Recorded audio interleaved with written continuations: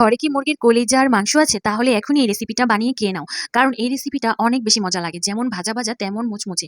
যাই হোক, ১ম এই কতগুলো মসলা নিয়ে এই মসলাগুলো ভেজে নিতে হবে। অনেক ধরনের মসলা নিয়েছি।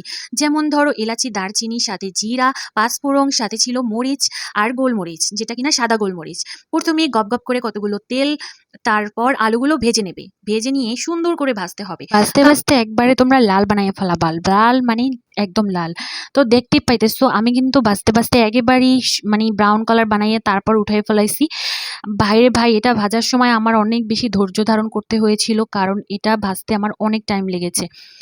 যাই হোক বন্ধুরা, তারপরে কিন্তু আমি মুরগির মাংসটা ভাইজা নিতেছিলাম, কারণ মুরগির মাংসটা ভাজতে হবে অনেক টাইম ধরে। এবার তোমার ধৈর্যের পরীক্ষা আরও একবার দিতে হবে। যাই হোক গাইস, একটু মজা করলাম। তো তারপর কিন্তু হলুদ দিলাম। আগে কোনো মশলা দিবা না, কারণ খালি খালি ভাইজা নিলে তোমার এই যে মুরগির এক্সট্রা একটা গন্ধ থাকে, এটা আর থাকবে না। তারপরে কিন্তু মুরগির মধ্যে তোমার যত ধরনের মশলা আছে, যেমন ধরো হলুদ, মরিচ, লবণ, চাইলে আরও কিছু দিতে পারো, আমি আর কিছু দিলাম না। তারপরে কি করবা, তেলের মধ্যে ওই যে তেলটা ছিল, ওই তেলটার মধ্যেই কতগুলা পেঁয়াজ, দারুচিনি, এলাচ, সাথে হচ্ছে কতগুলা শুকনা মরিচ দিয়া দিবা। শুকনা মরিচ দিয়া এটা সুন্দর করে ভাইজা নিবা। সাথে কিন্তু এই দেখতে পাইতেছো আমি কতগুলা মশলা দিয়া দিলাম, যেমন আদা রসুন বাটা। আদা রসুন বাটাটা দিলাম, জিরা দিলাম না, কারণ আমি জিরার ফাঁকি করে রাখছি।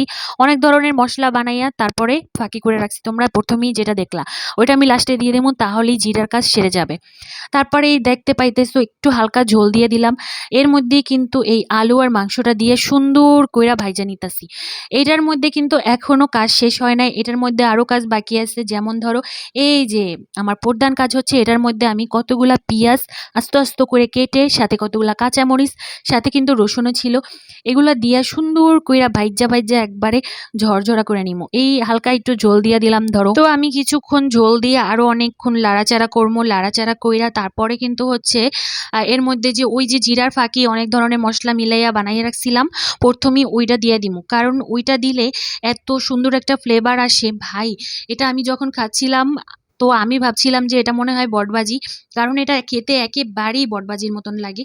তো এটা ভাজতে ভাজতে ভাজতে ভাজতে একবারে শুকাইয়া ফেলাবা গাইস।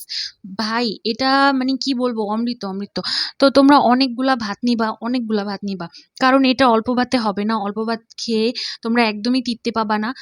এটা খাওয়ার সময় তোমরা অনেকগুলা ভাত নিয়ে সাথে এটা অনেকগুলা নিবা, নিয়ে তারপরে মাখায় মাখায় খাবা। কারণ বাইটে বাইটে তোমাদের পেঁয়াজ পড়বে, আস্তে আস্তে পেঁয়াজ পড়বে, আস্তে আস্তে রসুন পড়বে, আস্তে আস্তে মরিচ পড়বে। এই যে মরিচটা একটু ডইলা নিবা, তারপরে কিন্তু বাইটে বাইটে খাবা। ভাই এটা খেতে কিন্তু খুবই মজা।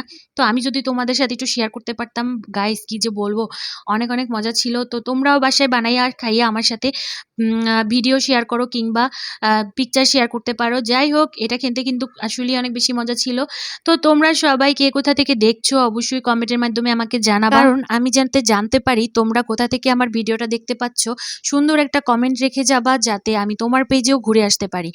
তো যাই হোক, তোমরা পাশে থেকো, আমিও তোমাদের পাশে আছি। আমি সবসময় তোমাদের সাথেই আছি।